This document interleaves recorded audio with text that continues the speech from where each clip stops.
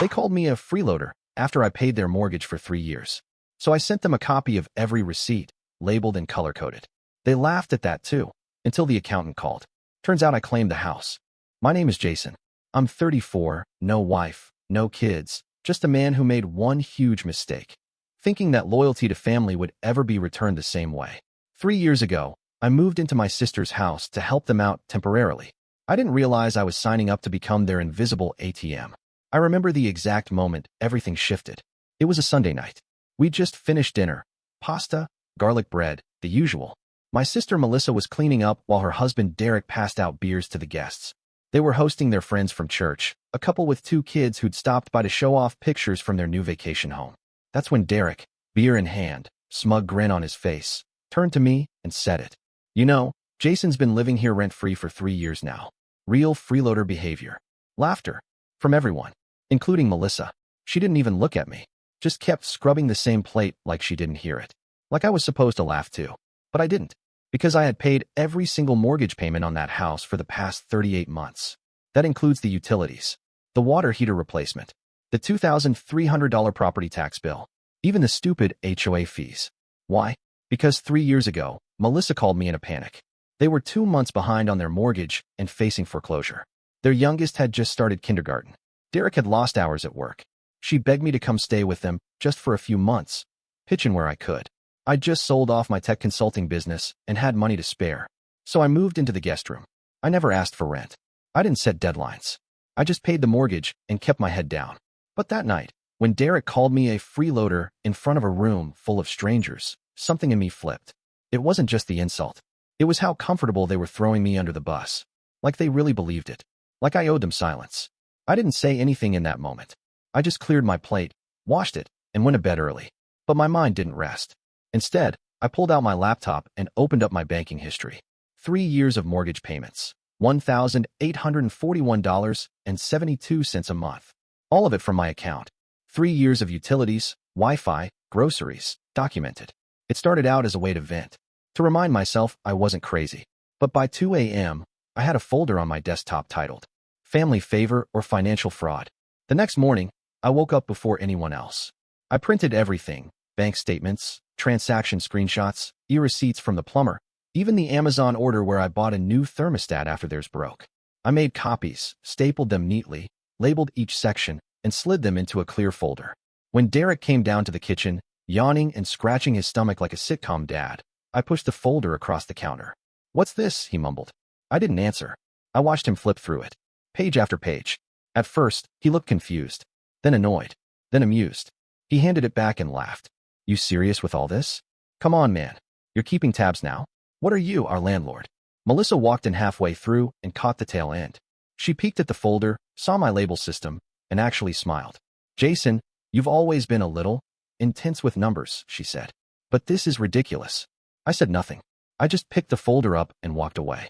But they didn't know. That wasn't my final copy. I'd already emailed the full thing to a real estate attorney. I met with the lawyer that same week. Small office. Carpet that smelled like dust and microwaved soup. But the guy was sharp, early 50s, clear eyes, no-nonsense attitude. His name was Philip, and after reviewing my documentation, he leaned back in his chair and asked one question. "Did you ever sign anything giving them this money as a gift?" I told him no, because I didn't. He smiled. "Then you may have a stake in this house, especially if they didn't document any rent agreement and you've been paying directly." He explained something I didn't know.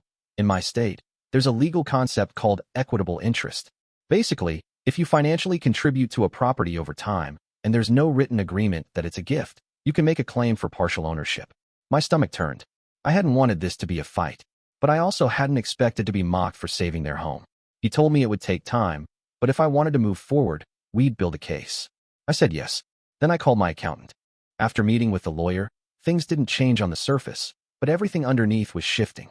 Melissa and Derek acted like nothing happened, as if that folder I gave them was just some awkward joke that didn't land. Derek still walked around shirtless in the mornings like he owned the place, and Melissa still left her mug in the sink with lipstick stains I had to scrub off before making my own coffee. But behind closed doors, I was building a timeline with my lawyer. Every payment I made, every expense I covered, every text where Melissa thanked me for handling it this month. We even included one message from a year ago where she told me, "We would have lost the house without you." That single sentence became a keystone in the case. Then my accountant, Mark, a guy I've worked with for years, got involved. I sent him my records, asked him to cross-check the mortgage payments against my yearly tax filings. Simple stuff. Or so I thought. 3 days later, he called me back, his voice tight. He'd found something big. When Melissa and Derek refinanced the house 3.5 years ago, it turns out they filed taxes the following year claiming they had made all mortgage payments, as in, the full deductions. They also listed me on their returns as a temporary dependent. Not a co-owner. Not a tenant. A dependent. I couldn't believe what I was hearing. I wasn't just being gaslit emotionally. I was being used financially. They claimed benefits and deductions off money I was contributing.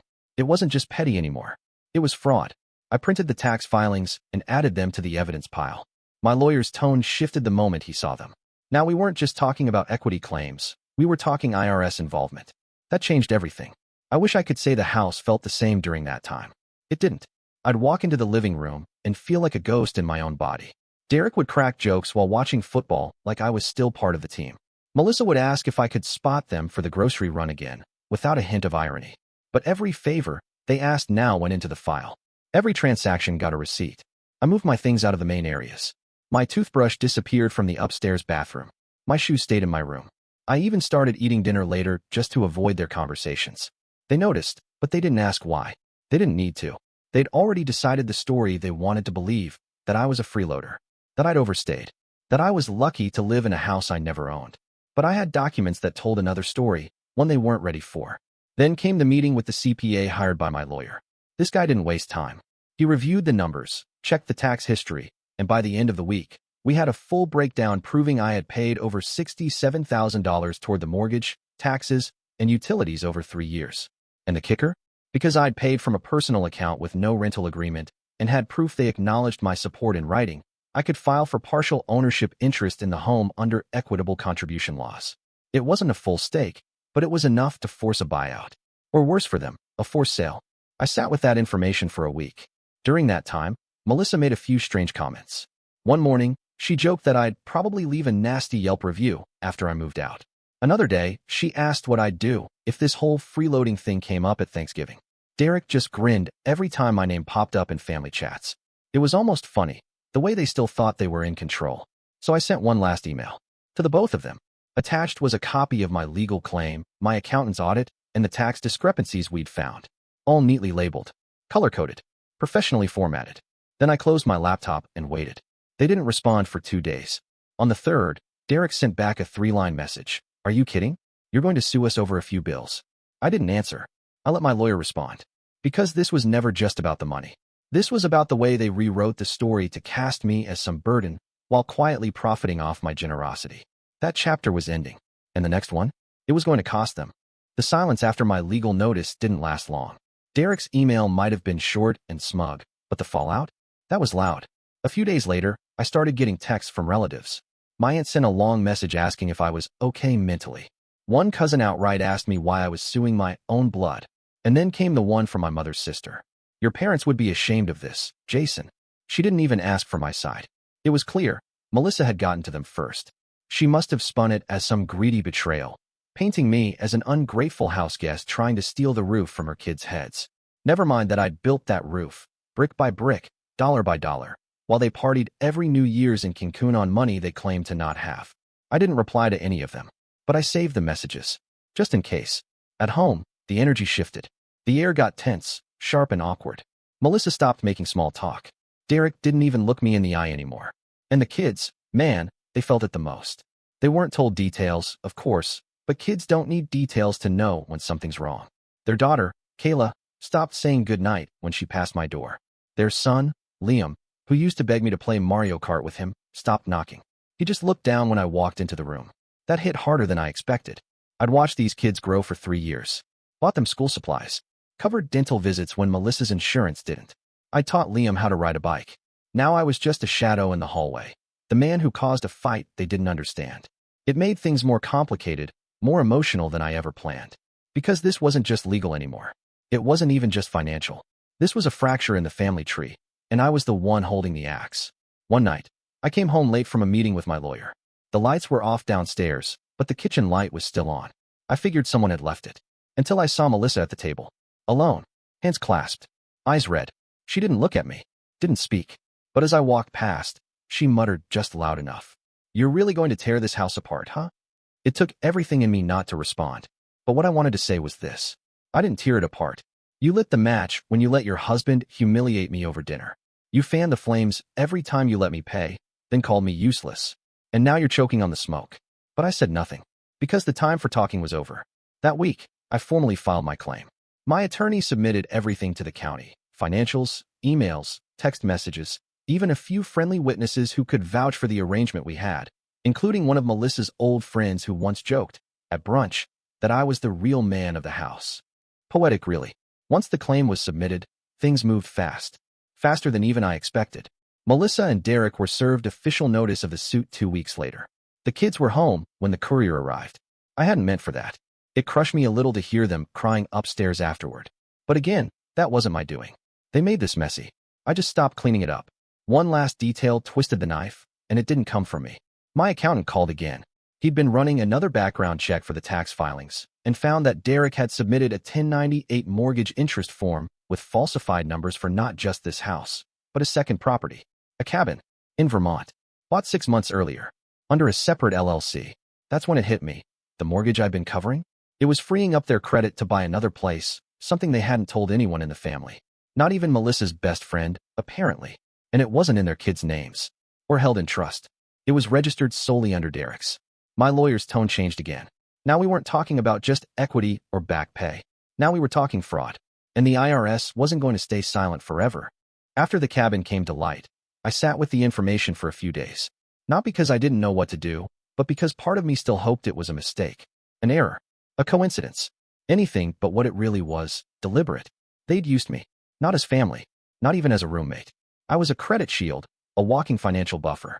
While I covered the mortgage for their main home, Derek quietly secured a new loan under his own name.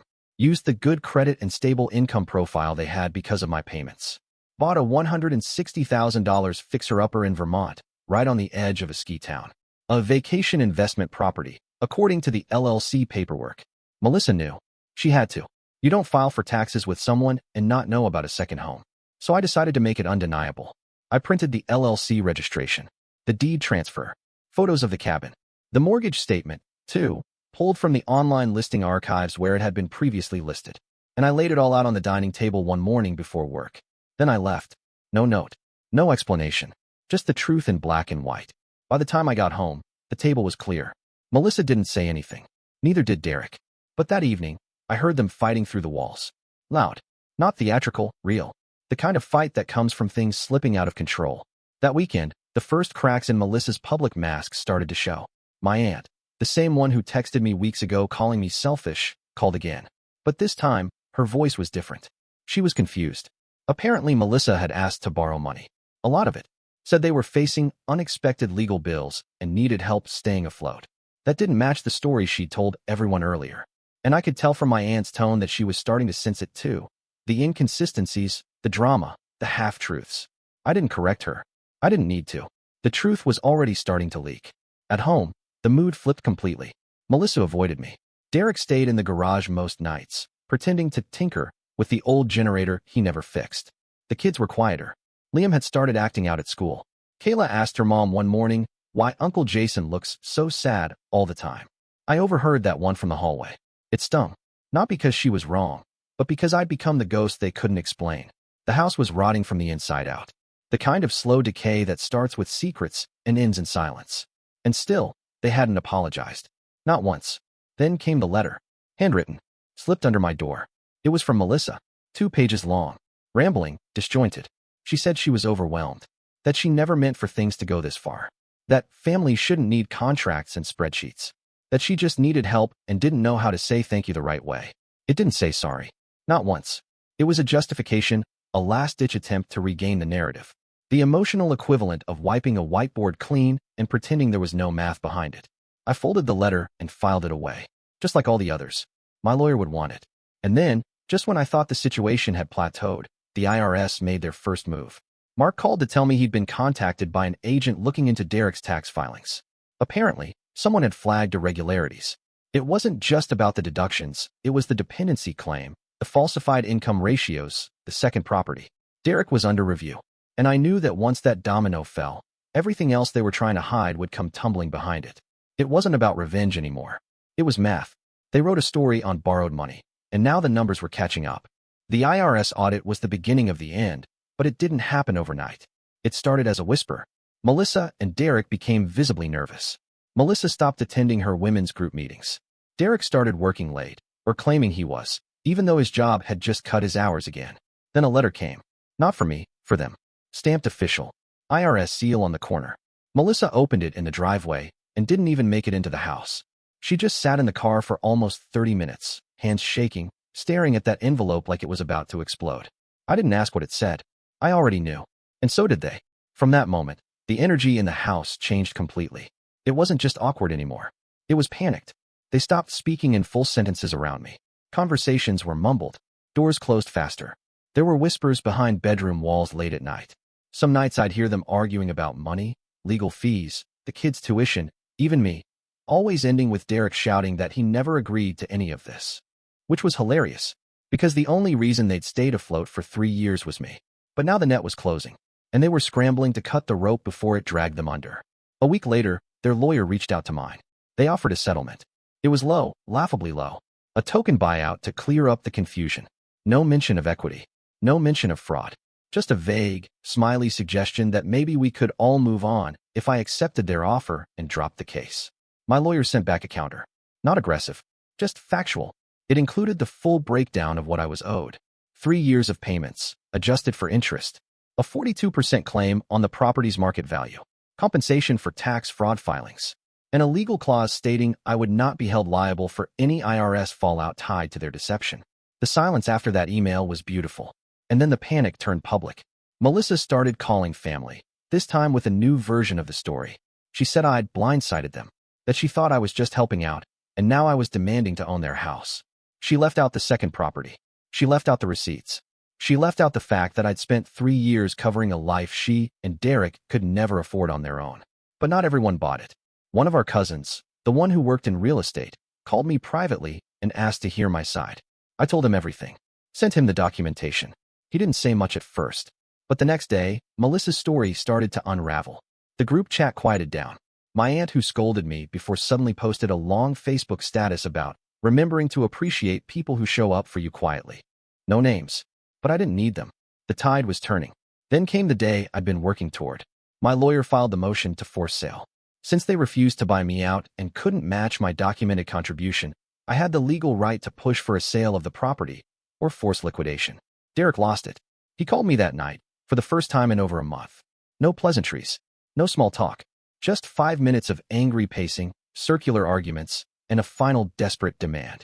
What do you want from us? I didn't even raise my voice. I just told him the truth. I want back what I gave. Nothing more, but definitely nothing less. Then I hung up. I slept better that night than I had in months. The hearing wasn't dramatic. There were no gasps, no last-minute objections, no surprise witnesses like in movies.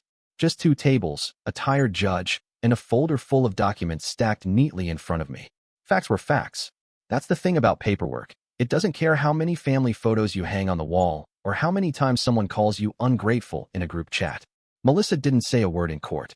She stared at the table like if she looked up, the whole room would see through her. Derek tried to push back on some of the equity math, but the judge wasn't interested in feelings. She wanted receipts. And I had plenty. My lawyer laid it out clean. $67,000 plus in direct contributions. 3 years of uninterrupted payments. No rental agreement. Multiple written acknowledgments of my financial support. The judge ruled in under 15 minutes. I was granted 42% equity. They were given 60 days to either buy me out or list the house for sale. Derek's face turned red. Melissa didn't blink. I stood, collected my folder, walked out without a word. The fallout came fast. First came the email from their realtor. They listed the house at just under $400,000. More than fair, maybe even a little ambitious. But the market was decent, and they were desperate. Then came the silence. I stayed with a friend during the listing period, didn't return home. I didn't need to watch the slow, reluctant packing or the arguments about what to take, what to sell, what to let rot. I already knew what they were leaving behind. Control. A few days before the closing date, Melissa called. I let it go to voicemail. It was 2 minutes of scattered sentences. Her voice wavered in places, not quite crying, not quite angry. She said she never wanted things to turn out like this, that she didn't think I'd go this far, that the kids didn't understand, that she didn't understand how it all got so cold. But it had nothing to do with understanding. This wasn't a misunderstanding. This was the consequence of pretending that generosity came with no limits. That family meant doormat. That someone else's income could be treated like an extension of their lifestyle. I didn't call back. The house sold 43 days later. My lawyer wired the payout to my account, $138,000 after closing costs and deductions. I transferred a portion to savings, bought a small lakeside home near a quiet town I used to drive through during weekend trips. Nothing flashy, just clean walls, solid wood floors, and peace. Sometimes I still think about the kids. Not Melissa, not Derek, but Liam and Kayla. They deserved better than the silence they grew up around. I hope they get out someday. But me? I got out. I didn't burn the house down. I just made sure it couldn't be built on my back anymore. And that's the story. If you're still here, that means you're one of us. So go ahead, hit that subscribe button. I drop new chaos every single day, and trust me, tomorrow's story? It's even worse than this one.